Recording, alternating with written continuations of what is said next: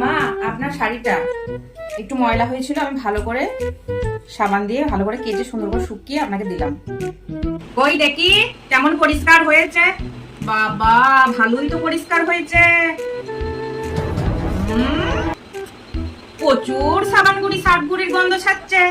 দুটোটায় আর একটাও সার্ফ গুঁড়ি রেখেছো না? সব সার্ফ গুঁড়ি গুলো ঢেলে দিয়ে আমার কাপড় তুমি কেটেছো। একটা কাপড় কাচতে আমি বুঝতে পেরেছি তুমি 10টা কাপড়ে সার্ফ গুঁড়ি দিয়ে দিচ্ছ। নাহলে এত সেন্ট কি করে হয়? কত শেখাবো?